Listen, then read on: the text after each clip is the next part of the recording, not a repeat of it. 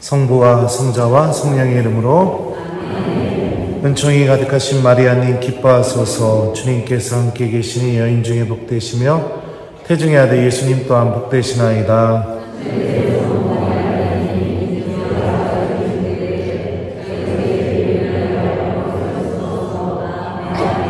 성부와 성자와 성령의 이름으로. 안녕하세요. 네, 반갑습니다. 지난주에 내드린 숙제 잘 하셨나요? 뭐였죠? 하느님 말씀 하루에 한 구절씩 기억하면서 지내기. 여러분들 안에서 좀 변화가 일어나신 분들이 있나 모르겠습니다. 말씀을 기억하게 되면 분명히 변화가 일어나게 됩니다. 오늘 복음이 말씀을 기억하게 될 때 일어나는 변화가 뭔지를 잘 설명해 줘요. 예수님이 엠마오로 가는 제자들과 같이 걸어가시죠. 하느님 말씀을 들려주기 시작합니다. 그러니까 제자들 안에서 처음으로 일어난 변화가 뭐였죠? 저희와 함께 머물러 주십시오. 예수님과 함께 머물고 싶은 마음이 처음으로 일어나게 됩니다. 예수님을 붙잡게 됩니다. 그러니까 하느님 말씀을 기억하게 되면 처음으로 나타나는 현상이 뭐냐? 기도하고 싶어져요. 그리고 미사에 오고 싶어지게 되고 하느님과 함께 머물고 싶은 그런 마음들이 자연스럽게 생겨납니다. 그리고 나서 두 번째 일어난 변화가 뭐였죠? 빵을 쪼갤 때 예수님을 알아보게 되죠. 성체 안에 살아계시는 예수님을 내가 체험하게 되는 그런 은총들이 주어지게 됩니다. 세 번째로 일어난 변화가 뭐였죠? 제자들이 예루살렘으로 다시 돌아가게 되죠. 예루살렘은 어떤 곳이었죠? 예수님의 순환과 십자가 죽음이 있었던 곳입니다. 그러니까 말씀을 기억하게 되면 우리 안에 일어나는 또 다른 변화가 뭐냐면 십자가를 사랑하는 신앙인이 되게 됩니다. 십자가를 사랑하는 신앙인. 하느님이 나를 고통 속으로 인도한다 하더라도 그 고통을 통해서 주님께서 주시려는 은총과 생명을 바라보면서 희망할 줄 아는 그런 신앙인이 됩니다. 그게 하느님 말씀을 듣기 시작하게 될 때 올바로 듣게 되면은 그 안에서 일어나는 변화들이죠. 지난 시간에 우리가 배웠던 내용의 핵심은 뭐냐면 하느님 말씀을 들으십시오. 이게 맞을까요? 오늘 꿀 드시고 오셨어요? 꿀 먹은 벙어리? 지난 시간에 강의의 핵심은 뭐냐면 신앙의 본질을 회복하는 겁니다. 신앙의 본질을 회복하는 거. 그 회복하는 방법이 바로 하느님 말씀을 듣는 것이다 라고 여러분들에게 알려드렸습니다. 내가 하느님 나라를 바라보는 그 신앙의 그 영적인 감각을 잃어버리게 됐을 때 우리 안에서 일어나는 변화들이 무엇인지에 대해서 여러분들에게 설명해 드렸습니다. 그게 뭐냐? 악의 지배를 당하게 된다. 그죠? 그리고 하느님 나라를 전혀 바라보지 않기 때문에 내 구원에 대해서 믿음을 갖고 심각하게 고민하지 않게 된다. 믿음은 돈 필요할 때, 내가 원하는 거 이루고 싶을 때, 내 자녀들 대학 합격해야 될 때, 그런 식으로 살면서 반드시 내가 원하고 싶은 그런 것들이 생기게 될 때, 그때만 내 믿음이 나에게 힘을 드러낸다. 근데 우리들의 믿음은 원래 구원 때문에 생기게 된 믿음이었죠. 하느님의 구원을 얻기 위해서 믿음이 생기게 된 거였죠. 그러니까 믿음의 본질을 잃어버린 신앙인들의 모습에 대해서 지난 시간에 이렇게 알려드렸습니다.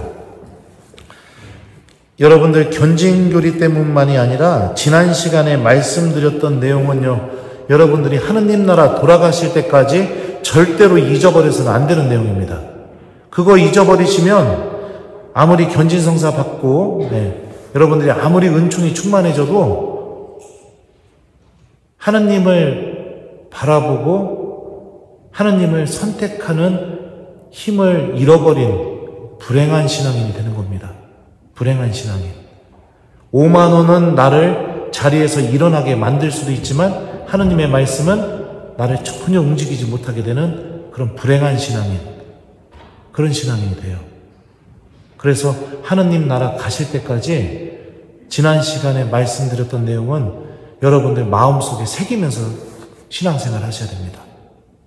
정말 중요합니다. 우리 믿음이 구원에 대해서 고민하지 않고 구원을 희망하지 않고 열망하지 않게 되면 여러분들 정말 불행한 신앙생활 하고 있는 사람들입니다. 어제 일독서였죠. 베드로가 유다인들에게, 이스라엘 사람들에게 예수님은 주님이시라고 선포합니다. 선포하면서 뭐라고 얘기하냐면, 어제 일독서 같은 경우 제가 이런 거 설명하면 안 되는데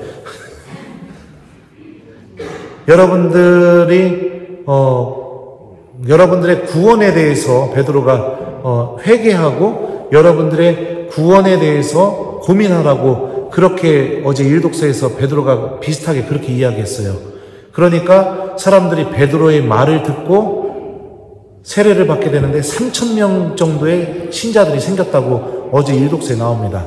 어제 일독서가 알려주는 거예요. 우리 믿음이 어디에서 무엇 때문에 탄생하게 되었는지, 교회가 무엇 때문에 탄생하게 되었는지, 구원, 하느님에 대한 구원 때문에 탄생하게 된 겁니다.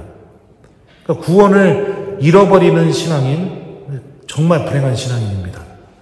그러니까 지난 시간에 했던 거 여러분들 간곡히 부탁드려요. 하느님 나라 가실 때까지 꼭 간직하시고 여러분들의 자녀들에게도 그걸 꼭 물려주셔야 됩니다.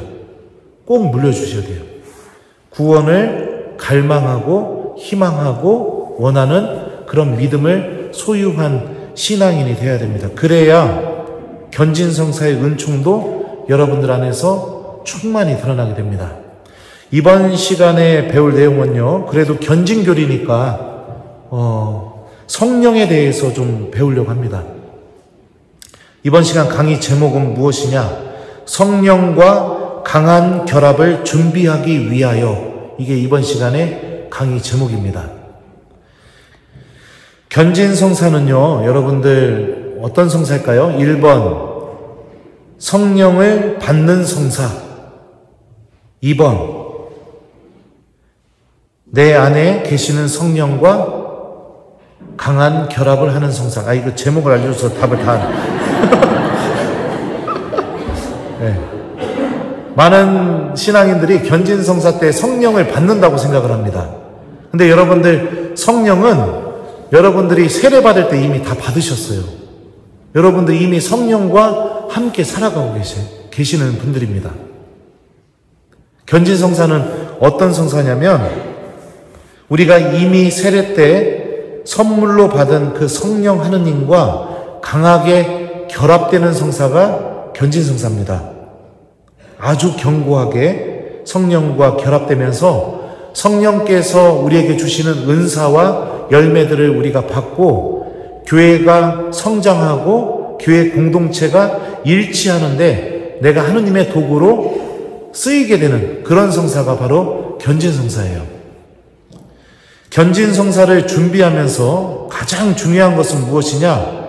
우리들이 성령께서 우리 안에서 충만히 활동하실 수 있도록, 또 성령과 우리가 결합되는데 방해되는 요소들이 우리 안에 사라지게 하도록 우리가 준비하는 게 견진성사를 준비하면서 가장 중요한 것 중에 하나입니다.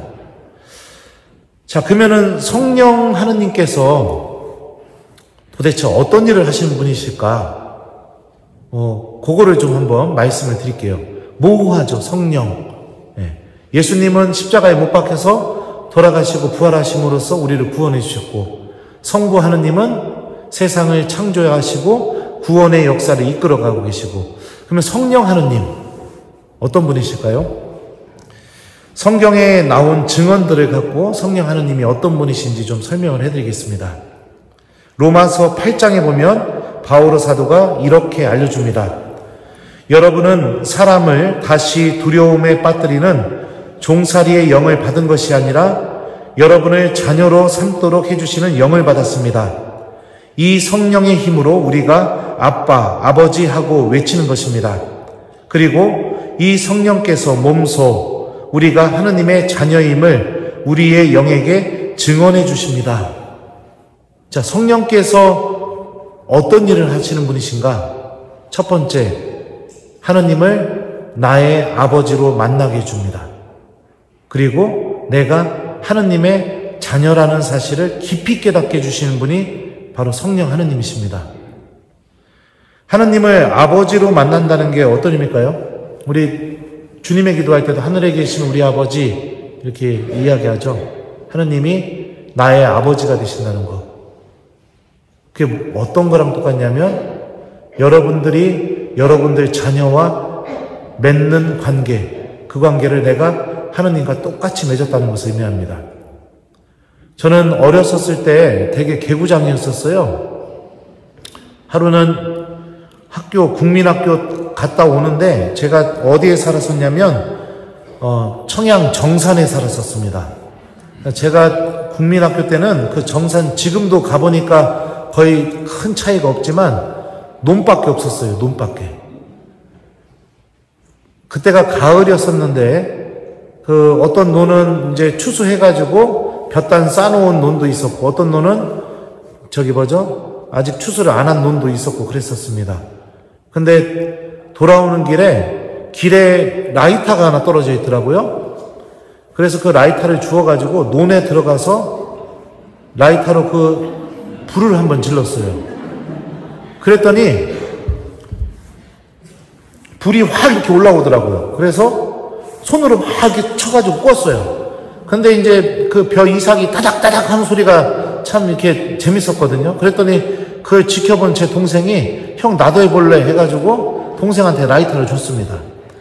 그래갖고 동생이 불을 딱 질렀는데 얘가 이걸 껐어야 되는데 못 끈 거예요. 그러니까 불이 그냥 불기둥이요 확 이렇게 올라오더라고요. 마치 광야에서 하나님께서 이스라엘 사람들을 불기둥으로 인도하셨던 것처럼 엄청나게 높게 확 올라오더라고요. 깜짝 놀랐습니다. 그래가지고 어떻게 했느냐? 라이터를 집어 던지고 그 국민학교로 다시 도망을 갔어요. 그리고 나서 좀 도망가면서 보니까 좀 지나니까 소방차가 막 그쪽으로 막 지나가더라고요. 경찰차도 가고. 그래갖고 밤이 될 때까지 숨어 있었습니다. 국민학교에서. 왜냐면 집에 가면 혼날 것 같아가지고. 그리고 나서 이제 어둑어둑해졌을 때 동생이 배고프다고 집에 가자고 그래가지고선 동생을 데리고 집에 갔습니다. 가가지고선 아무 일도 없었던 것처럼 집에 딱 들어가는 순간 바로 아버지한테 귀때기 붙잡혀가지고선 뒤지게 맞았죠. 뒤지게 맞고 저희 아버지가 얼마나 화가 나셨는지 저를 회초리를 때리다가 이게 분이 안 풀리니까 저보고 물구나무 서 있으라고 했어요. 그래서 저는 또 맞다가 물구나무 서 있고 동생 또 회초리로 맞다가 동생이 물구나무 서 있으면 또 제가 또 맞고 그랬었습니다. 그런데 중요한 건 뭐냐? 그걸로 끝났습니다. 저희 아버지가 나가 죽으라고 너희 버리겠다고 이렇게 하신 적이 없어요. 제가 아마 그날 논을 태웠으니 생각해보세요. 그 쌀값 물어줘야죠. 그 다음에 저기 뭡니까? 그 지푸라기 값 물어줘야죠. 그 소 연물로 쓰니까요. 저희 아버지 인생에 있어서 재정에 큰 타격을 아마 줬을 겁니다. 네. 그런데도 저를 버리시거나 나가 죽으라고 하신 적이 한 번도 없습니다. 또 제가 살았던 곳에는 집에 화장실이 없었습니다. 저 어렸을 때 화장실 없는 집에서 살았어요. 그럼 어떻게 했느냐? 마을 사람들이 동네 한가운데 공중 화장실을 이렇게 줘놨어요. 그래서 같이 썼어요. 그 공중 화장실을. 근데 하루는 너무 심심해가지고 밤에 문방구에서 폭죽을 샀습니다. 폭죽을 사서 그 폭죽을 들고 그 화장실에 가서 거기서 불을 붙여갖고 폭죽을 있는 대로 다 공중 화장실에 다 집어 던졌습니다. 그랬더니 공중 화장실이 번쩍번쩍 하면서 쾅쾅쾅쾅쾅 거기 소리가 날 거 아니에요. 근데 어떤 아저씨가 바지도 안 올리고 엄마야 하고 튀어나왔어요. 그 모습을 보고 너무 재밌어가지고선 동생하고 킥킥킥 대면서 동네에 딱 하나밖에 없는 오락실로 뛰어가가지고 동네 친구들 다 불러놓고 그 얘기를 했어요. 야, 화장실에다가 폭죽 터뜨렸더니 어떤 아저씨가 그 똥 싸다가 엄마야 하고 튀어나왔다고. 그 아저씨 똥 다 묻었을 거라고. 막 그 얘기를 하고 있는데 너무나 환장하는 일이 뭐였냐면 그 아저씨가 오락실 주인이었어요. 그래가지고선 귀때기 붙잡혀가지고선 또 동네니까 다 알잖아요. 저희 집까지 그 아저씨가 동생하고 끌고 간 겁니다. 그러면서 막 아들 교육을 어떻게 시켰길래 애가 이러냐고 하면서 막 저희 아버지한테 온갖 망신과 막 못할 말 할 말 다 했죠. 그래도 저희 아버지는 저를 버린다고 하거나 나가 죽으라고 한 적이 한 번도 없었습니다. 제가 지금 무슨 얘기 해주고 하는 것 같아요? 아버지가 어떤 의미인지를 이야기해 주는 겁니다. 한 번은 신학생 때 신학교를 그만두고 싶은 마음이 들었습니다. 근데 그만두고 싶은 마음이 가득 차 있는데 그만둘 수 없었던 첫 번째 이유 중에 하나가 뭐냐면 부모님이었습니다. 제가 신학교를 그만두게 되면 저희 부모님이 제 본당에서 신앙생활 하는 게 너무 힘드실 것 같아서 사람들이 손가락질 할 거니까. 저희 부모님을 좋아했던 분들은 위로해 주겠지만 저희 부모님을 싫어했던 분들은 엄청나게 손가락질 해야 되겠죠. 그 생각을 하니까 너무 마음이 아파가지고 그만두고 싶다는 얘기를 못 하겠는 거예요. 방학 때 낑낑대고선 며칠을 고민하고 있는데 저희 아버지가 저한테 탁 저녁 때 오시더니 그러시더라고요. 제 방문을 두드려서 여시더니 소주 한잔 할테요? 그러시는 겁니다. 그래서 예 아버지 하고선 나가가지고선 이제 둘이 아버지랑 단둘이서 소주를 한잔 하게 되었습니다. 그냥 아무 말 없이 그냥 이렇게 술 계속 마시다가 저희 아버지가 딱 한마디 하시더라고요. 아버지는 괜찮어. 욕먹어도. 나는 우리 아들이 정말로 행복한 걸 선택했으면 좋겠어. 그러니까 아버지나 엄마가 성당에서 뭐 손가락질 받네 뭐하네 이런 생각 안 했으면 좋겠어. 그때 또 알게 되었죠. 아버지는 괜찮아. 내가 욕먹어도. 나는 우리 아들이 정말 행복한 걸 선택했으면 좋겠어. 예. 내가 지금 무슨 얘기 해주려고 지금 이 얘기하는 것 같아요?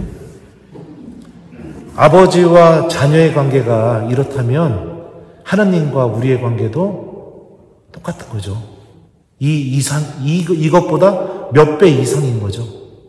아무리 잘못했어도 우리를 절대로 버리지 못한다. 왜냐하면 하느님은 우리 아버지시니까. 내가 아무리 못된 길로 나아간다 하더라도 하느님은 절대로 나를 포기하지 못한다. 왜냐하면 내 아버지시니까. 세상에서 아마 그럴 겁니다. 아들이 감옥에 갔을 때요. 모든 사람들은 다 손가락질해도 딱 한 명만큼은 그 아들을 위해서 기도할 겁니다. 그 한 명이 누굴까요? 바로 부모님이죠. 아버지, 어머니죠. 그 한 명만큼은 내 아들이, 내 딸이 아무리 잘못됐어도 희망을 두고 다시 일어나기를 바라고 절대로 그 자녀에 대한 그 희망이나 열망 이런 거를 기대를 절대로 꺾지 않을 겁니다. 왜요?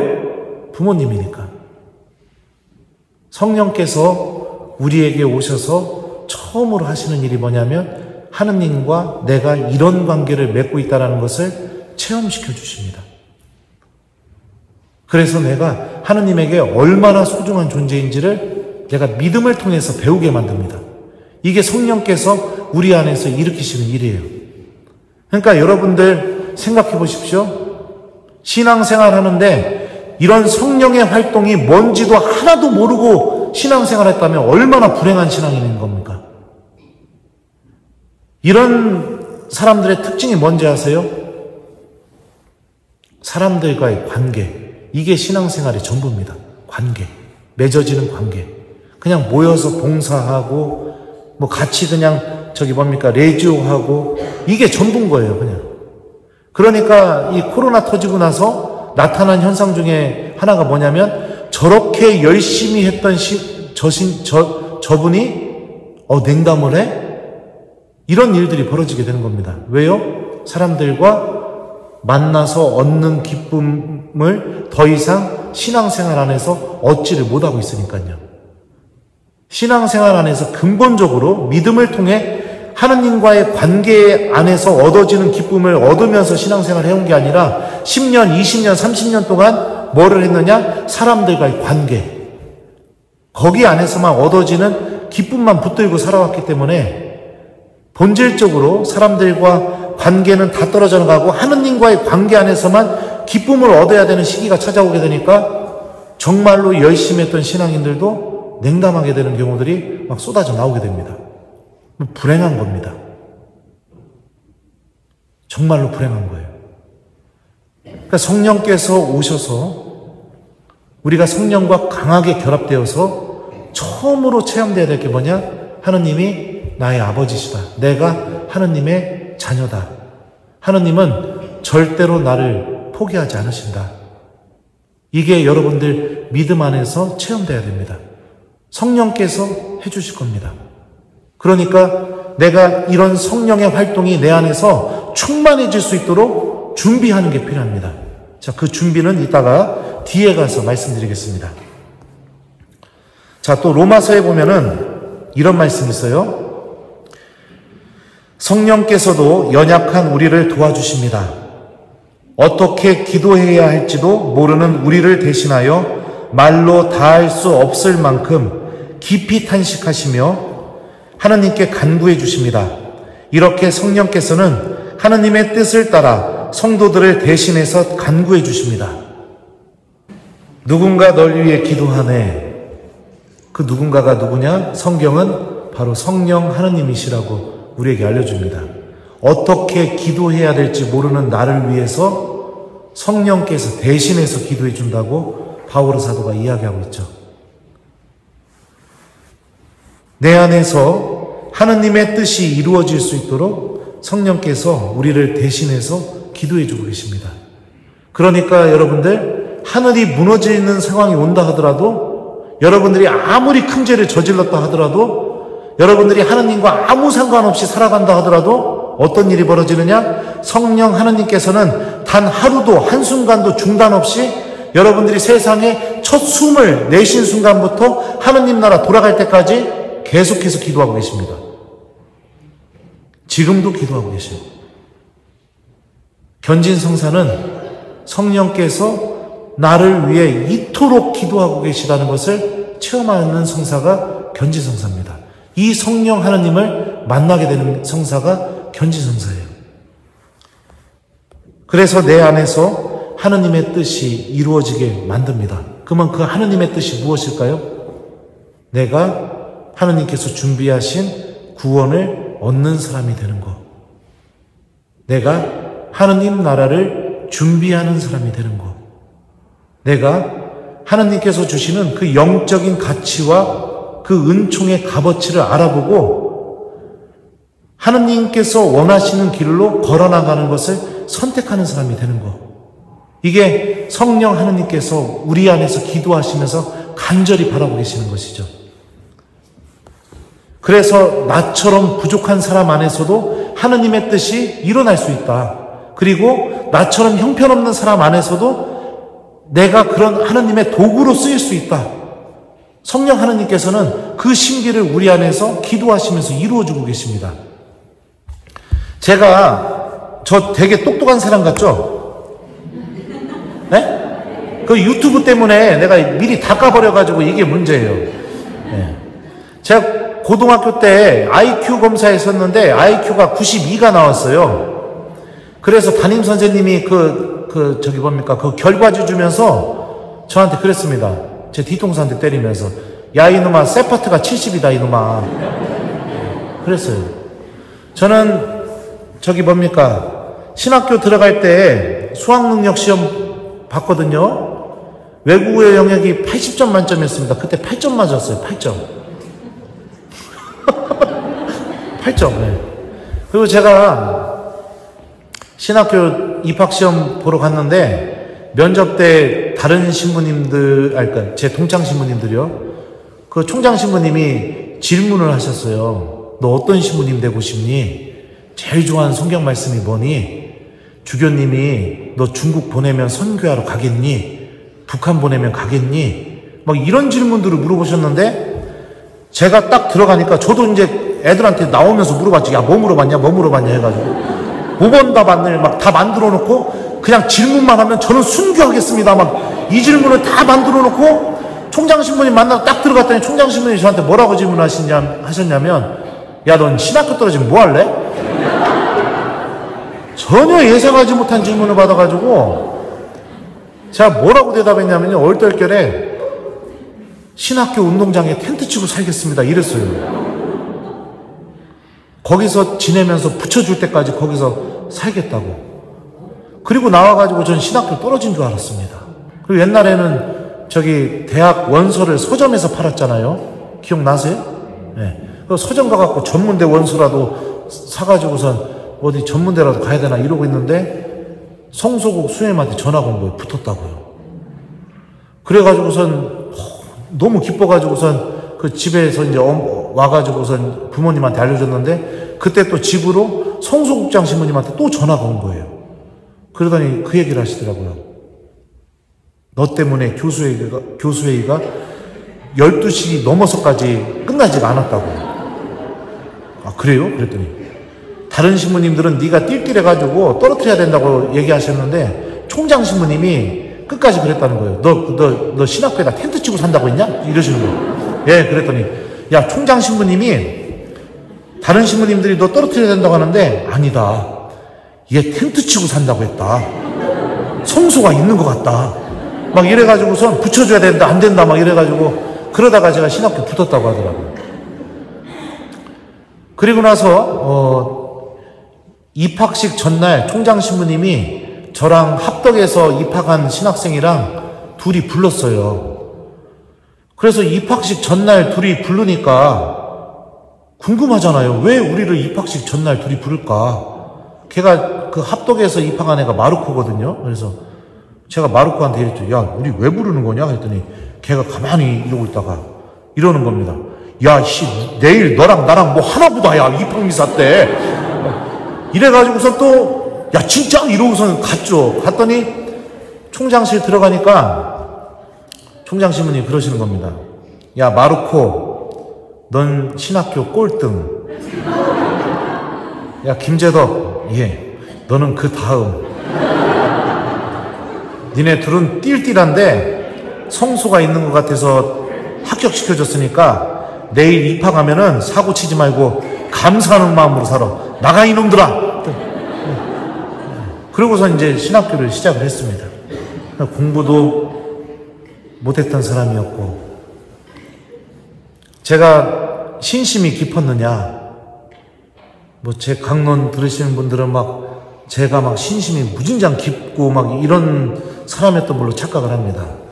저는 신학교 들어가자마자 첫날부터 깜짝 놀랐던 게 뭐냐면 어떻게 사람이 새벽 6시부터 기도할 수 있는가, 이 사실에 깜짝 놀랐습니다.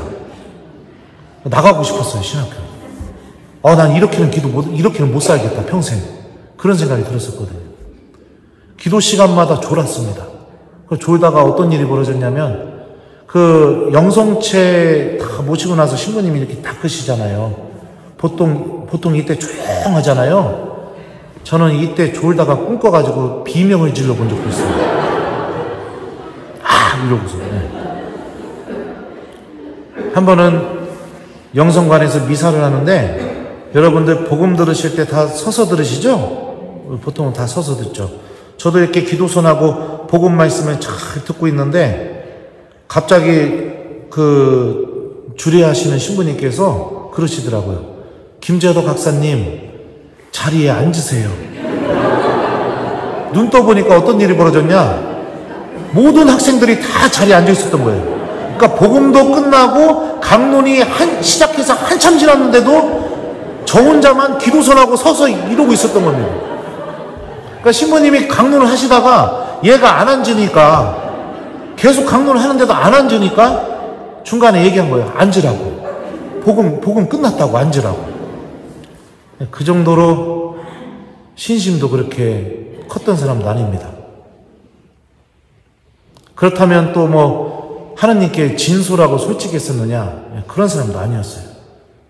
고해성사 볼 때마다 어떻게 했냐면, 창피한 죄, 부끄러운 죄, 신부님이 혼낼 것 같은 죄는 다 꽁꽁 묶어가지고 큰 믿음과 함께 주님께서 나를 반드시 용서해 주신다는 큰 믿음과 함께 이렇게 고백했습니다. 이 밖에 알아내지 못한 죄도 통회하오니 사하여 주소서. 그럼 또 누구를 잘 용서했었느냐? 그것도 아니었어요. 제가 신학생 때 별명이 여러 가지가 있었는데요. 신나가 뭐냐면 여러분들 긁으면 불난다고. 그 주유소에서 파는 신나 아시죠? 신나. 또 재떨이. 제 이름이 재덕인데 재떨이가 됐어요. 근데 그때 또 하필 재떨이로 붙여졌을 때 그 영화가 하나가 나왔었는데 그 깡패가 재떨이 들고 다니면서 싸우는 깡패가 있었습니다. 그래갖고 재떨이. 뭐 그랬습니다. 사람을 잘 용서하지도 못하고 한번 미워하면은 계속해서 미워하고 막 그랬었죠. 제가 한 번은 신학생 때 저는 4년 동안 아르바이트를 했었거든요. 본당 신부님이 본당에 돈이 없다고 신학생도 돈 벌어 오라고 해가지고요. 그래서 방학 때마다 아르바이트 하러 다녔었어요. 보도블록도 깔러 다녀보고 그 시장에 취직해갖고 새벽 4시부터 물건 하역하고 막 저온 창고에다 쌓고 막 이런 것도 해보고 밭에 나가서 일도 해보고요. 식당에서 일도 해보고 뭐 안 해본 일이 없어요. 돼지 농장 가서 똥도 치워보고 4년 동안 여러분들 그것만 한 거예요. 부제품 받기 전까지. 그러니까 제 동창들은 방학 끝나고 오면은 이번 방학 때는 보좌 신부님이 어린이미사 강론 실습시켜줘서 너무 좋았어 막 이러는데 저는 하는 얘기가 난 이번 방학 때 보도블록 깔러 다녔어. 이렇게 되니까 너무 속상한 거예요. 막. 성직에 가까워질수록 나도 그런 거 실습하고 싶은데 내가 하는 거는 맨 아르바이트만 하고 있으니까. 그러다가 신부님이 됐어요. 그리고 나서 유학을 다녀왔어요. 다녀오고 나니까 그때 당시 본당 신부님이 은퇴를 하셔가지고 저 유학 갔다 오다는 걸 소식을 듣고 저한테 전화를 하신 겁니다. 제 사제관이. 근데 어디 성당입니까? 딱 이렇게 말씀하시는 순간 여러분들 마리아 막달레나가 예수님 어떻게 알아봤죠? 목소리로 알아봤죠? 저도 그분 목소리 딱 듣는 순간 그분인 줄 알았어요. 근데도 그 미운 마음 때문에 어떻게 했냐면 어디 성당입니까? 딱 이러시길래 예 어디 성당 맞습니다 그랬어요. 그랬더니 사제관입니까? 그래서 예 사제관 맞습니다. 김재덕 신부님 계십니까? 예 김재덕 신부님 계십니다. 김재덕 신부님과 통화할 수 있습니까? 예 제가 김재덕입니다. 끝까지 모른 척했죠. 그랬더니 이제 그 신부님이 이러시는 겁니다. 김신부 나 누구야? 그래갖고 예 신부님 안녕하세요. 그래서 그분이 이제 언제 유학 끝나고 돌아왔니? 뭐 건강하게 잘 지내다 왔니? 뭐 공부했니? 뭐 이런 걸 물어보서 다 대답을 했어요. 그리고 나서 마지막에 그러시더라고요. 당신 은퇴해서 어디에 있다고 한번 놀러 오라고. 그래가지고 제가 예 놀러 가겠습니다 신부님 이러고 전화 끊으려고 하니까 내 전화번호 알아? 이렇게 물어보시더라고요. 모릅니다 그랬죠. 그랬더니 받아 적어 해갖고 제가 적지도 않으면서 입으로만 신부님이 010 하면 입으로 010 1234 하면 1234 5678 5678 한 다음에 예 신부님 전화 드리겠습니다 했더니 그 신부님이 저한테 뭐라고 하는지 아세요? 불러봐. 그래갖고 또 뒤지게 혼났어요. 못 불러서. 그랬던 사람이에요.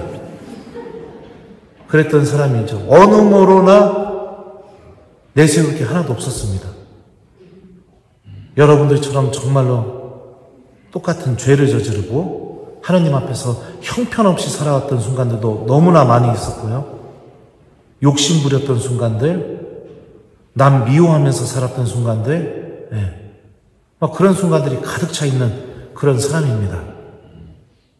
근데 너무나 신기한 게 뭐냐면 그럼에도 불구하고 성령께서 제 안에서 활동하시면서 너무나 놀라운 일들을 맺어내십니다. 너무나 놀라운 일들을요. 하나님 말씀을 통해서.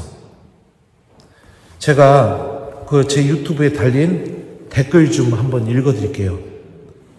신부님, 부활을 축하드립니다. 오랫동안 냉담하던 중에 신부님 유튜브 오늘의 말씀 앱을 통해서 매일매일 읽고 들으며 이번 부활절에 다시 태어났습니다. 이제는 어디 갔어? 네. 이제는 성경 말씀을 꼭 붙잡고 다시는 넘어지지 않겠습니다. 김재덕 베드로 신부님을 유튜브로 접하고 오랜 냉담과 작별하고 맞이하는 부활절 너무 행복합니다. 감사합니다. 20년 가까이 냉담하다 어려운 시기에 다시 주님을 찾게 되었습니다. 신부님의 강론으로 저의 이기적인 신앙을 반성하고 올바른 신앙이 무엇인지 하나씩 가슴에 새기며 매일 강론을 기다립니다. 신부님의 건강을 진심으로 성모님께 기도드리며 항상 유튜브로 올려주세요. 하트. 신부님, 모든 강론과 말씀을 찾아 듣고 있습니다.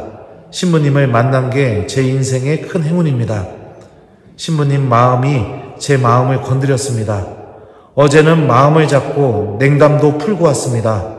신부님 늘 건강하시고 좋은 말씀 오래오래 함께하고 싶습니다. 하트 하트 하트.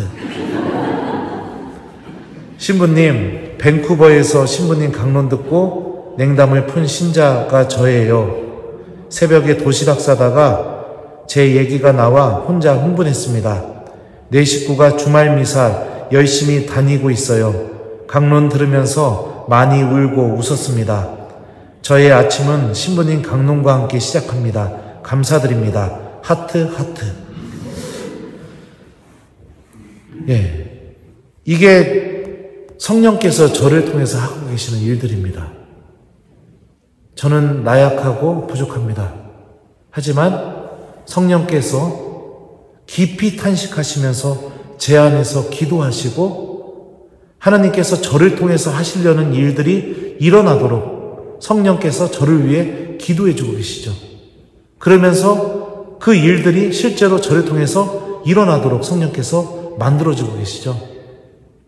변진성사는 이 신비를 체험하는 성사입니다. 그래서 나의 삶이 나 혼자 하고 싶은 대로 마음대로 하면서 살다가 그냥 그러면서 죽음을 맞이하는 게 나의 삶이 아니라 이렇게 부족하고 못났지만 그럼에도 불구하고 그런 나와 함께 성령 하나님께서 단 한순간도 떠나지 않고 계속 함께 계시면서 나를 위해 기도해 주고 계시고 내 안에서 하나님께서 나를 통해서 꼭 하시려는 그런 일들이 일어날 수 있도록 성령 하나님께서 나를 위해서 기도해 주시고 인도해 주신다는 것을 체험하는 성사가 바로 이 견진성사죠. 이 체험을 하려면 우리들에게 준비해야 될 게 하나 있어요. 그거를 좀 이따 이야기해 드릴게요. 자, 그 다음에 또 성령께서 우리 안에서 오셔서 하시는 일이 무엇이냐? 요한복음에 보면 예수님이 이런 말씀을 하십니다.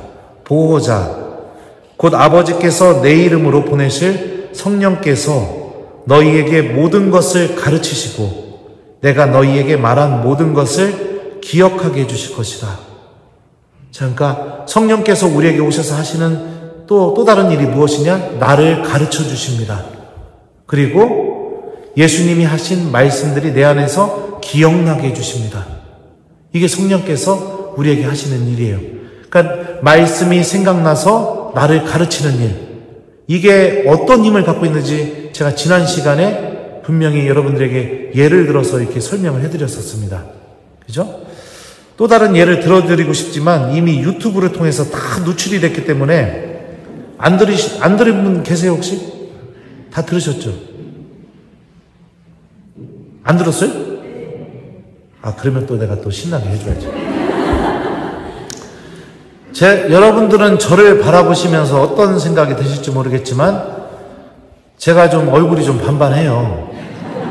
왜 웃어요? 저는요, 중학생 때부터 신부 되는 날까지 자매님들 유혹이 끊이질 않았던 사람입니다. 아유, 사실을 얘기하는데 왜 믿질 않아요? 네. 자매님들 유혹이 끊이질 않았었어요.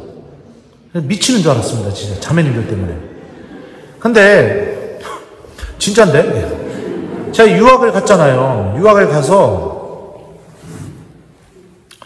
그 이태리말을 배워야 돼가지고, 이태리 학원을 다니게 됐는데, 한 3개월인가 4개월쯤 다니게 되니까, 그때부터 이제 이태리말이 막 되기 시작하는 겁니다. 내가 머릿속으로 생각 안 해도 한국말처럼 이태리말이 막 나오더라고요. 너무 재밌잖아요, 말이 되니까. 근데 어느 날 하루는 선생님이 교실문 앞에서 팔짱을 끼고 이렇게 서 있는 겁니다. 그래가지고선 선생님한테 인사하고선 들어가려고 때 제 팔을 딱 잡는 거예요. 그래갖고, 왜요, 선생님? 그랬더니, 지금 큰일 났다고. 지금 저기 금발머리 여자애랑 빨간머리 여자애랑 지금 서로 넣어놓고 지금 싸우고 있다. 네가 들어가서 이 상황을 정리를 해줘야 내가 수업을 시작할 수 있다. 정리하고서 나한테 알려달라. 그러더라고요. 들어가 봤더니, 그 금발머리 아가씨랑 빨간머리 아가씨랑 서로 제 옆에 앉겠다고 싸움이 난 거예요. 그래서 어떡합니까? 왼쪽에는 금발머리 아가씨 앉히고 오른쪽에는 빨간머리 아가씨를 앉혔죠. 그래서 내가 물어봤어요. 내가 왜 이렇게 좋냐? 그랬더니 그냥 저랑 있으면 너무 행복해서 좋대요. 막 너무 재밌고 막. 그 집에 가도 제가 막 생각난대요. 막 보고 싶고 막 그렇대요. 그래가지고 이제 있었는데 한 일주일인가 지나고 나서 그 금발머리 아가씨가 밤 12시에 저한테 전화한 겁니다. 자기 지금 클럽에서 놀고 있으니까 빨리 오라고. 그래서 제가 어떻게 했느냐? 밤 12시에 택시 불러서 갔습니다. 택시 불러. 늦게 가면 그 여자애 가버릴까봐.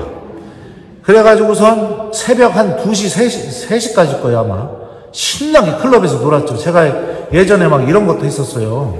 네, 장난 아니었습니다. 이거 배 안 나왔을 때는 막 다리 막 이렇게 하고 막 돌고 막 바닥 쓸고 다니고 그랬었거든요. 예, 이런 거, 팔 빼는 거 막, 이런 거 뺐다 꼈다 하는 거, 예. 다 보여줬죠? 제가 할 수 있는 거 막. 그리고 나서 이제 새벽 3시에 그 여자애 이제 보내고서 나서 심야 버스를 탁 타고 집에 가는데 성경 말씀이 생각나는 겁니다. 갑자기. 의도하지도 않았는데. 너 어디에 있느냐? 이거 아담이 죄졌을 때 하나님이 하셨던 말씀이죠. 집에 돌아서 세수하는데 또 생각나는 거예요. 너 어디에 있느냐? 그리고 나서 침대에 누워가지고 눈 감고 있는데도 또 생각나는 겁니다. 너 어디에 있느냐?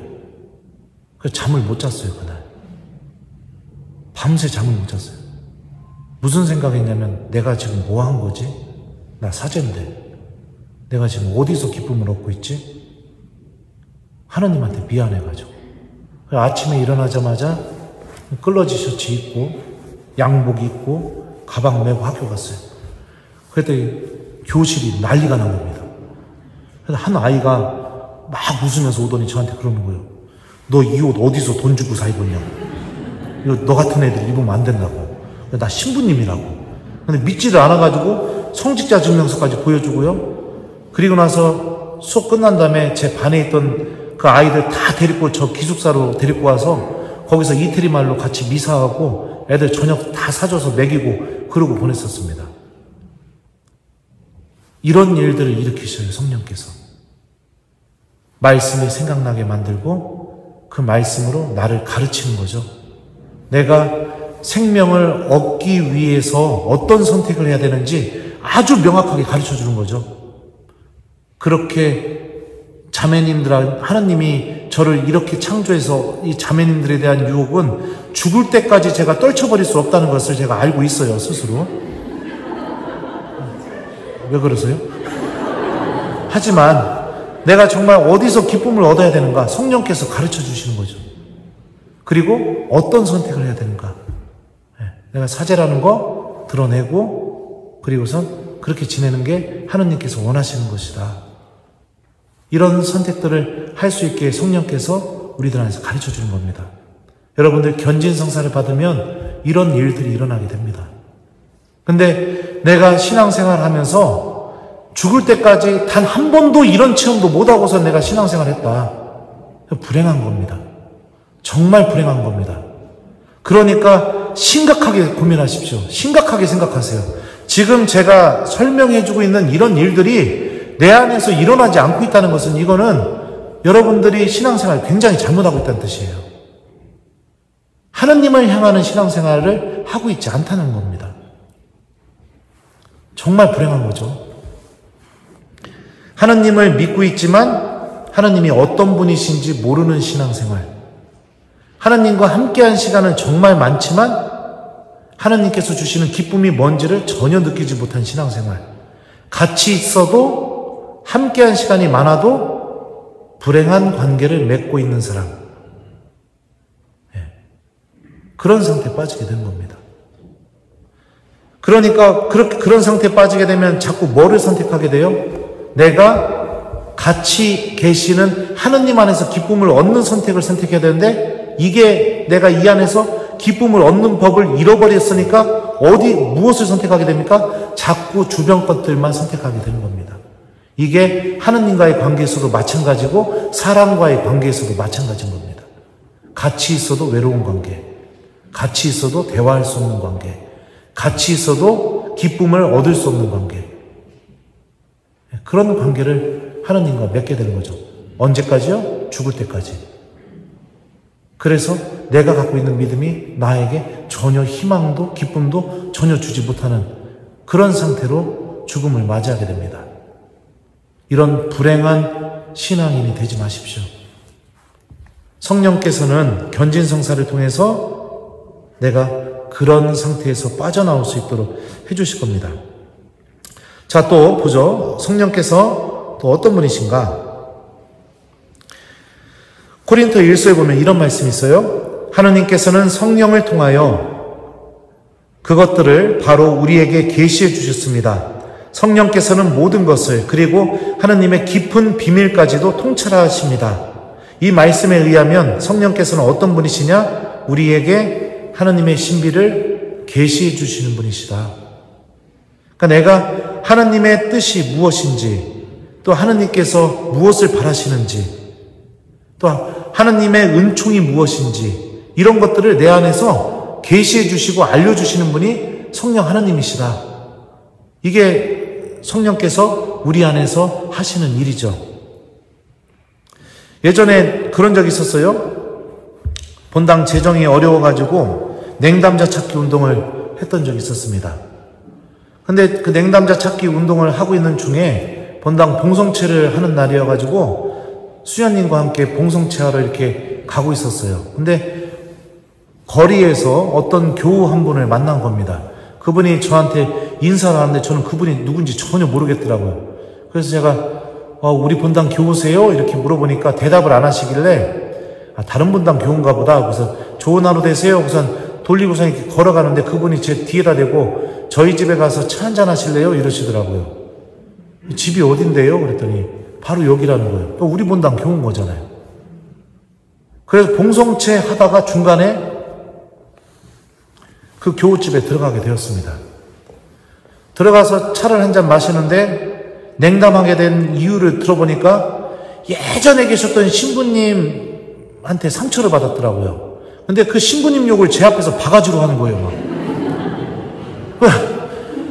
막 어떻게 사제가 그럴 수 있냐고 막 이러면서 막 욕을 바가지로 하니까 제가 그 얘기를 듣다가 제가 어떻게 했냐면 그 교우 앞에서 그냥 무릎을 꿇었어요. 무릎을 꿇고 자매님 용서해 주십시오. 제가 대신 사과하겠습니다. 자매님 우리 사제들 많이 부족합니다. 그래서 기도해 줘야 돼요. 자매님 냉담 풀고 성당 나오시면 자매님 받은 상처보다 제가 더 열심히 살아서 그 상처 잊을 수 있을 정도로 기쁘게 해드릴게요. 자매님 용서해 주세요. 그랬더니 그분이 벌떡 일어나더니 제 어깨를 붙잡으면서 신부님 일어나시라고, 왜 신부님이 무릎 꿇으시냐고 막 울면서 막 성당 나갈게요 그러시더라고요. 그리고 나서 그 주일미사 입당 딱 하는데 여기쯤 앉아가지고 저 뒤에서 입당하는데 갑자기 확 돌리더니 저를 쳐다보고 손을 막 흔드는 거예요. 막 자기 왔다고. 제 성격으로는 절대 그런 일 못합니다. 저 자존심도 세요. 성령께서 제 안에서 그런 마음을 일으키시는 거죠. 하나님이 지금 바라시는 뜻이 무엇인지를 저한테 가르쳐 주시는 거죠. 그래서 제가 할 수 없다고 여겨지는 일도 하게 만들어버리는 겁니다. 그러니까 성령 하나님께서 오셔서 우리에게 하시는 일들이 이런 신비들을 막 내 안에서 맺어내게 됩니다. 그래서 내가 하나님의 도구가 되게, 내가 교회가 성장하는데 도움이 되는 사람이 되게, 내가 그리스도의 지체로서 그 그리스도의 몸인 교회가 서로 일치하고 사랑하고 하나가 되는데 봉사하는 사람이 되게, 성령께서 그런 일들을 우리들 안에서 하시는 겁니다. 또 그런 적도 있어요. 제가 로마에서 저는 8년 정도 그 공부를 하고 돌아왔어요. 돌아왔는데 제가 이제 인사발령 나기 전에 동창신부 본당에서 한 달 동안 그 발령 대기로 이렇게 지냈었습니다. 근데 그 본당에 딱 가니까 제 동창신부님이 그러는 거예요. 너 외국에서 진짜 고생 많았지? 너 뭐 하고 싶어? 내가 뭐 해줄까? 이렇게 물어보더라고요. 그리고 제가 그랬습니다. 저도 모르게. 나 네 신자들하고 미사 좀 하게. 너 한 일주일 정도 휴가 좀 가. 그랬어요. 휴가? 너 여기 있으면 내가 불편하니까 너 휴가 가 그냥. 나 네 신자들하고 미사하고 싶어. 나 교우들하고 미사하고 싶어. 그리고 나서 왜 그랬냐면 저 8년 동안 혼자서 미사 드렸거든요. 8년 동안. 주님께서 여러분과 함께 또한 나와 함께 이러면서 8년 동안. 그러니까 8년 만에 교우들과 미사를 드리는데 입당하는데 제 미사에서요 8년 만에 누군가가 입당선가를 불러주는 겁니다. 그것도 한국말로. 그것도 수많은 사람들이. 입당하면서부터 막 눈물 흘리면서 이러면서 막 입당했어요. 막. 주님께서 여러분과 함께 하는데 또한 사제의 영과 함께 대답해주는 교우들이 있는 겁니다. 그때 아주 깊게 느끼게 되었습니다. 하나님이 어디 계시느냐? 교우들 안에. 교우들 안에 현존하고 계시는구나. 내가 죽을 때까지 목숨 바쳐서 죽도록 사랑해야 될 대상이 바로 이 교우들이구나.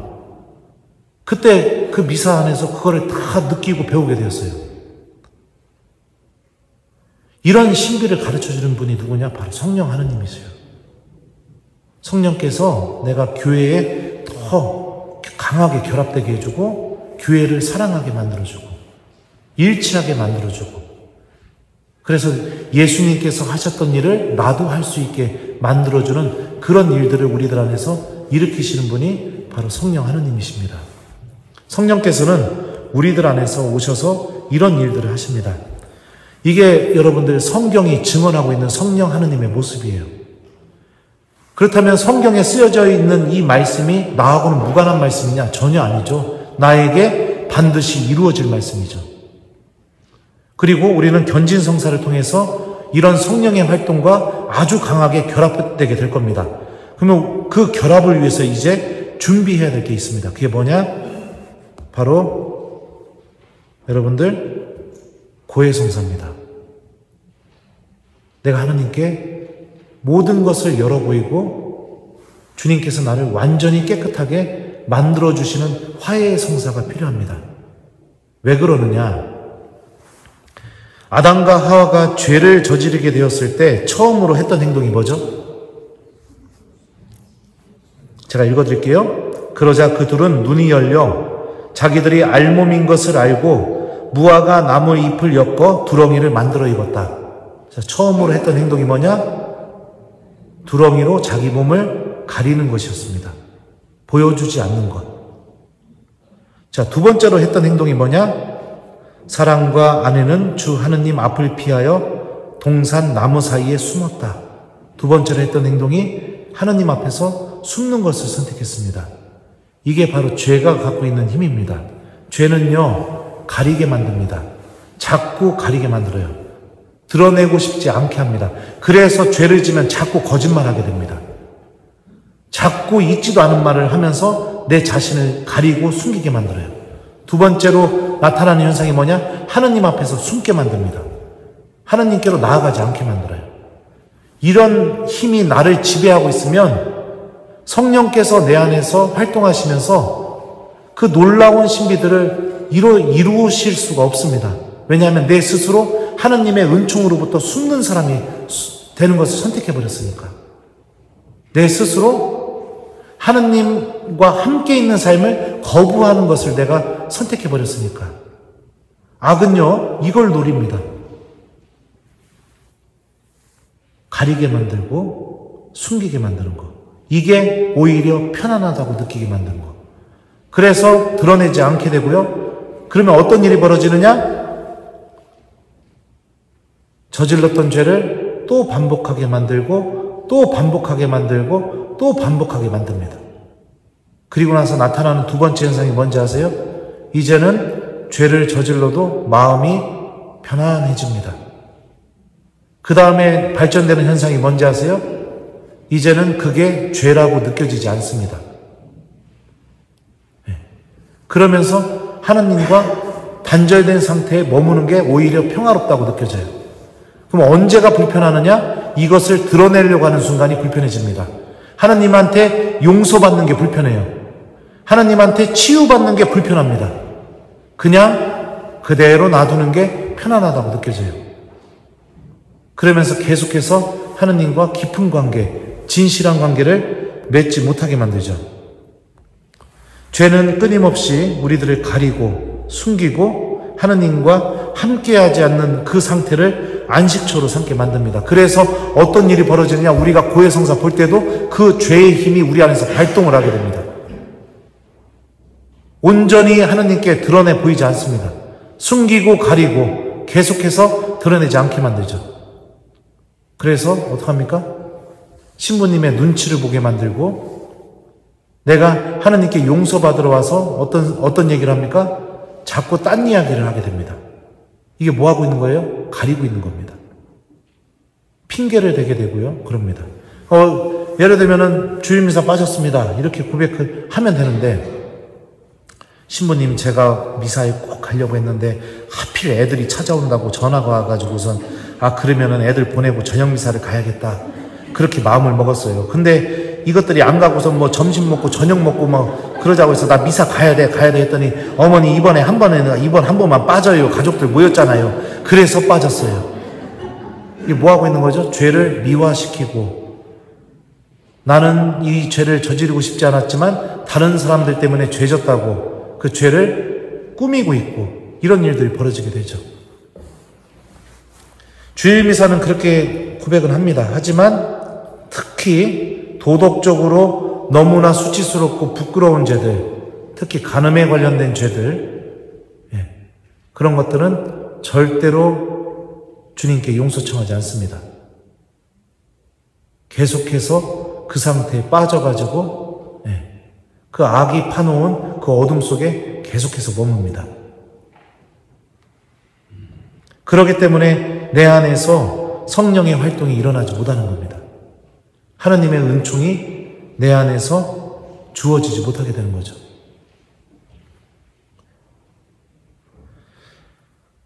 제가 성직자, 수도자 성령 세미나를 새신부 때 다녀오게 되었었습니다. 그 고해성사를 이렇게 자주 봤던 형님 신부님이 있었는데 그분이 한 번은 저한테 성사를 보러 왔었어요.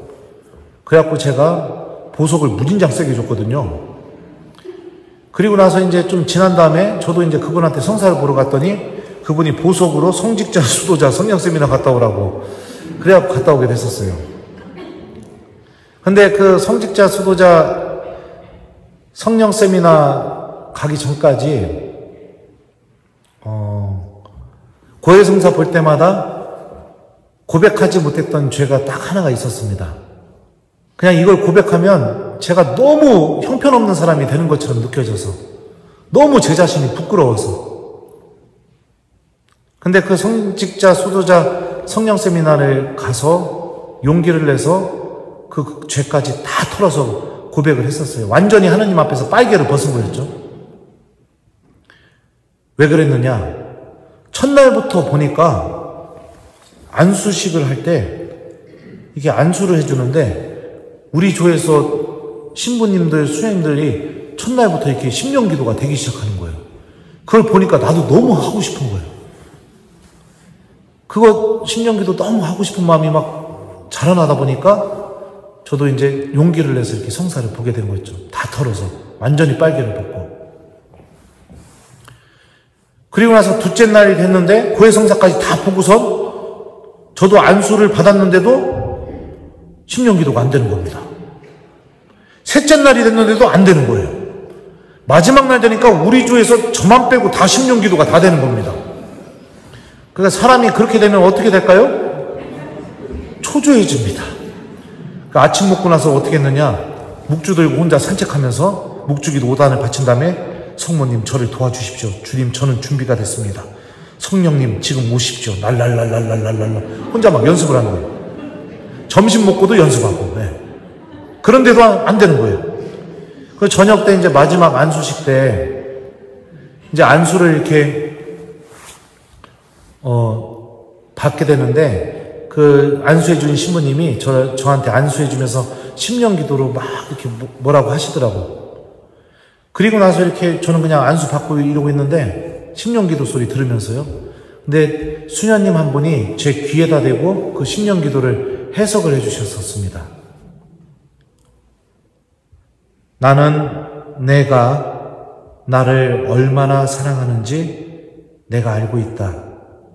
다시는 그 죄를 기억하지 마라. 내가 내 안에 성령의 불을 놓겠다. 이 소리를 듣는데 울음이요 배에서부터 나오더라고요. 배에서부터. 하느님이 알고 계셨구나. 내가 이렇게 부족하고 내가 이렇게 형편없어도 당신을 사랑하는 마음을 알고 계셨구나. 그러면서 그 마음 때문에 얼마나 눈물을 막 흘렸나 몰라요. 그리고 나서 성직자, 수도자, 성령세미나 갔다 오고 나서요. 그 다음에 나타난 변화가 뭐냐면 미사를 드리는데 입당할 때부터요.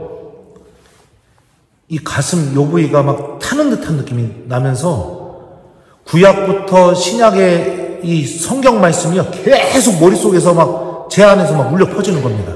미사 끝날 때까지. 이런 체험을 몇 번을 했어요.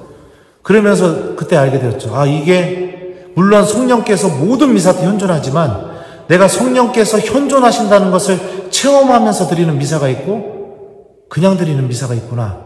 그걸 새신부 때 그렇게 강하게 느꼈었어요. 그 성령의 그 놀라운 힘이 드러나게 되었던 결정적인 계기가 뭐였냐? 고해성사였습니다. 모든 것을 열어 보이는 고해성사. 그 고해성사를 보고 난 뒤에 그 다음부터 성령께서 활동을 하시더라고요. 지금도 그렇습니다, 여러분들. 제가 정말 기쁘고 행복한 순간이 언제냐면 저는 미사 드릴 때고요. 미사 중에 강론할 때입니다. 강론할 때 지금도 그런 체험이 있어요. 여기서부터 막 제가 저도 이렇게 원고를 막 써가지고 오거든요. 원고에 없는 말들이 갑자기 여기서부터 막 나옵니다. 막 가슴이 타는 듯한 느낌과 함께 막 그럴 때가 있어요. 강론할 때도 그렇고요. 그러니까 지금도 성령께서 계속해서 활동하고 계시다는 것을 이 미사 때마다 이렇게 체험하게 됩니다. 제가 잘나서요. 제가 얼마나 형편없는 사람인지 아까 지금 얘기해 줬었잖아요. 남도 잘 미워하고 인색하고 용서도 잘 못하고 믿음도 별로 없고 머리도 띨띨하고 유일하게 여러분들 앞에서 내세울 수 있는 건 여러분들보다 조금 더 특별하게 얼굴이 반반한 거. 왜 웃어요? 그거 하나 빼고는 내세울 게 없습니다. 하나님이 얼굴 하나만 주셨어요, 저한테.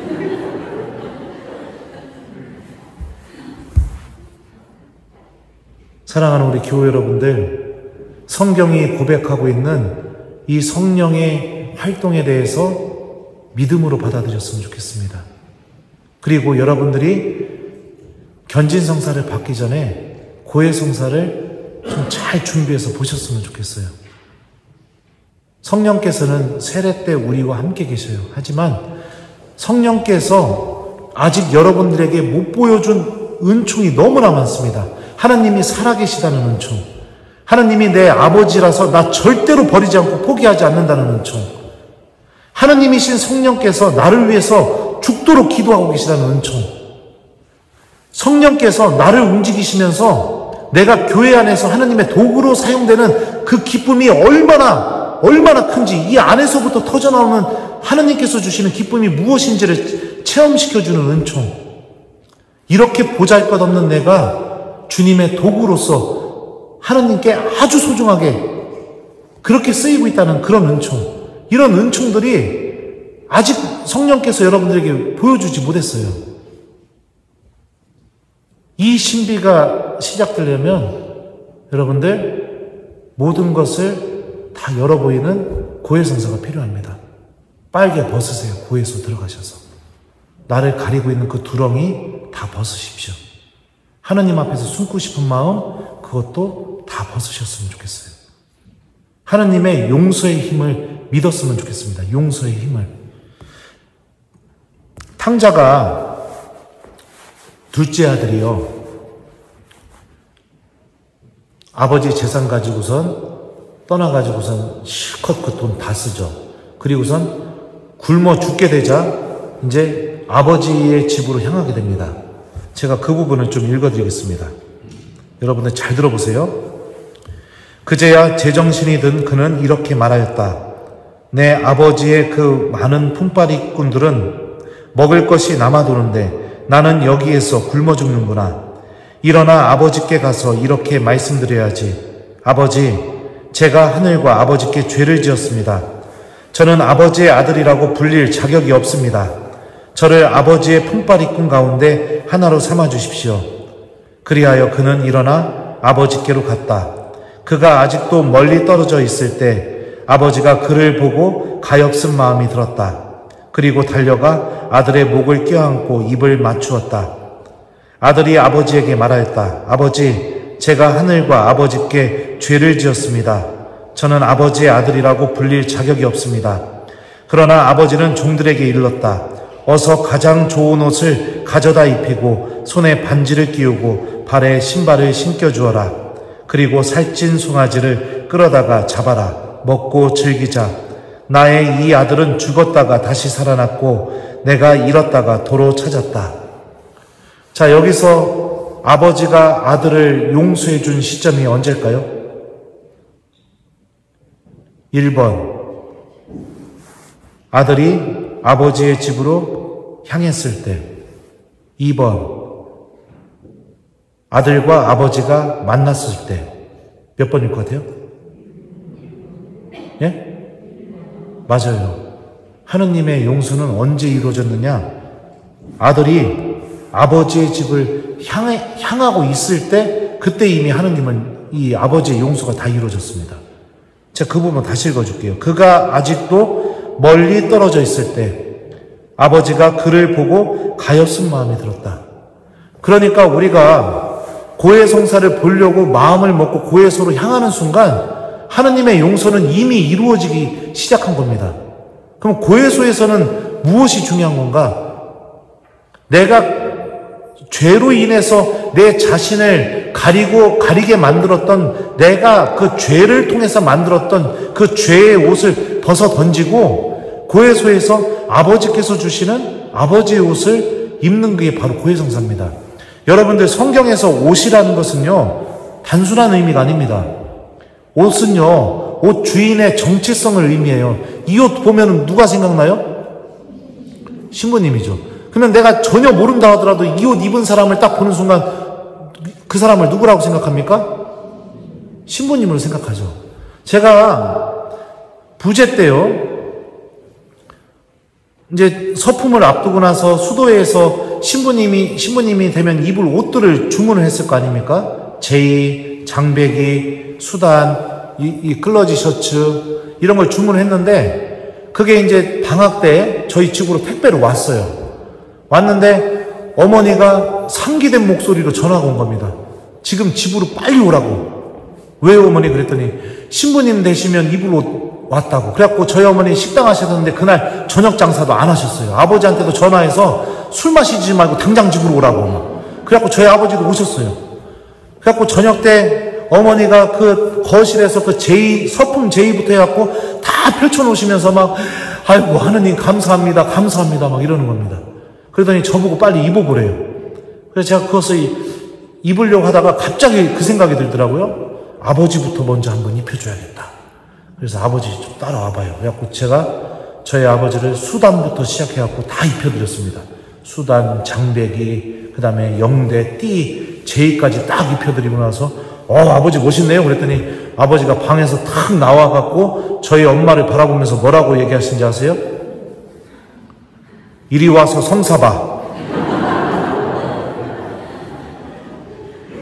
이게 무엇을 의미하냐 얘기해주고 싶어서 이 얘기를 하냐면 옷은요 옷 주인의 정체성에 참여하게 만드는 그런 힘을 갖고 있습니다. 내가 신부님은 아니지만 신부님의 옷을 입고 있으면 마치 내가 그 순간만큼은 신부님이 된 것 같은 그런 느낌을 주게 됩니다. 옷 주인의 정체성에 참여하게 만드는 그런 힘을 발휘하게 되죠. 아버지께서 어서 가장 좋은 옷을 가져다 입히라는 것은 어떤 의미를 얘기하는 거냐? 아들이 아버지의 정체성에 온전히 참여하게 됐다는 것을 의미합니다. 다시 말하면 그냥 옷도 그냥 옷이 아닌 가장 좋은 옷. 그러니까 온전히 아버지의 정체성에 온전히 참여하게 되는 그런 일이 벌어지게 되었다. 이 일이 어디서 벌어지느냐? 바로 고해소에서 벌어진다는 것입니다. 여러분들 고해성사 보고 나가시면 고해소 문 열고 나가는 순간 세상에서 가장 깨끗한 사람이 돼서 나갑니다.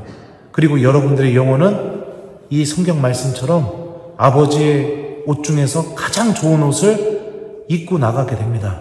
이게 고해성사가 갖고 있는 신비예요. 이것을 여러분들이 마음을 다해서 준비하게 될 때 주교님이 여러분들 이마에 안수해 주시고 크리스마스 성유를 발라주시는 그 순간 성령께서 여러분들과 강하게 결합되면서 지금까지 성경 안에서 성령께서 어떤 일을 하시는지 제가 설명해 줬던 이 놀라운 신비들이 여러분들의 신앙생활 안에서 일어나기 시작하게 될 겁니다. 믿음으로 받아들이시고 고해성사를 잘 준비해 봤으면 좋겠어요. 그리스말로 용서하다라는 단어를 아피엠이라고 합니다. 그게 뭔 뜻이냐면 원래 뜻은요 지나가게 하다 이런 뜻이에요. 가게 내버려두다. 그러니까 우리가 고해성사를 보게 되면 하느님께서 어떻게 하시느냐? 내 죄를 붙잡지 않고 그 죄가 지나간 것으로 그리고 이미 가버린 것으로 그렇게 대해 주신다는 것을 의미하죠. 주님께서 하나도 붙잡지 않으실 수 있도록 주님께서 여러분들을 완전히 새로운 존재로 변화시킬 수 있도록 그리고 성령께서 정말로 여러분들 안에서 하느님 체험을 시켜줄 수 있도록 고해성사를 잘 준비했으면 좋겠습니다. 그래서 어떻게 하시면 되느냐? 이번 한 주 동안 고해소에서 빨개를 벗으십시오. 신부님을 의식하지 마시고 하느님만을 의식했으면 좋겠습니다. 신부님이 나를 어떻게 생각하실까? 이거 여러분들 악의 유혹입니다. 악의 유혹이에요. 계속해서 죄 안에 머물게 하기 위한 악의 유혹입니다. 그 생각을 하지 마시고 하느님의 자비를 기억하면서 고해성사를 진실되게 봤으면 좋겠습니다. 그래서 어떻게 성사를 봐야 되느냐? 주일미사 한번 빠졌습니다. 험담했습니다.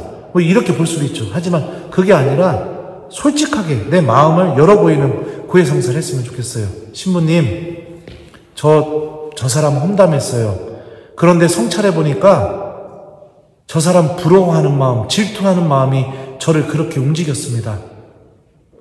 저 사람이 잘 되는 게, 저 사람이 갖고 있는 게 너무너무 부러웠습니다. 그리고 그 마음을 또 계속해서 들여다보니까 저도 누군가에게 사랑받고 싶고 주목받고 싶고 그런 마음이 제 안에 있었습니다. 하나님께서 저를 사랑해주고 계시고 하나님께서 저를 주목하고 계시는데 제가 그것을 바라보지 못했습니다. 신부님, 이런 저를 용서해 주십시오. 이렇게 좀 마음을 열어서 그렇게 여러분들이 고해성사를 좀 잘 준비해 봤으면 좋겠어요. 사람이 지을 수 있는 죄 중에 가장 큰 죄가 뭘까요? 10계명에 있는 계명 중에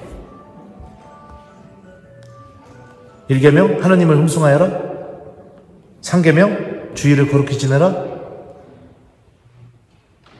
5계명 살인하지 마라, 6계명 간음하지 마라. 뭐 어떤 게 사람이 지을 수 있는 죄 중에 가장 큰 죄일까요? 사람이 지을 수 있는 죄 중에 가장 큰 죄는 여러분들 10계명이 있지 않습니다. 10계명에 있는 모든 죄는 하느님께서 용서하실 수 있는 죄이기 때문입니다. 하느님의 자비가 그만큼 크니까요. 사람이 지을 수 있는 죄 중에 가장 큰 죄는 하느님이 나를 용서하지 못하게 만드는 그 죄입니다. 그게 뭐냐? 고해성사 안 보려고 하는 거. 그게 사람이 하느님 앞에서 저지를 수 있는 가장 큰 죄입니다. 하느님이 나를 용서하지 못하게 만드는 거. 그래서 내 안에서 그 어떤 하느님의 은총도 신비도 드러나지 못하게 만드는 거. 이게 사람이 저지를 수 있는 죄 중에 가장 큰 죄입니다.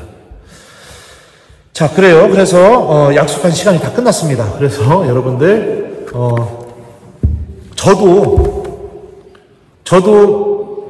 성령께서 살아계시다는 것을 체험한 사람이에요.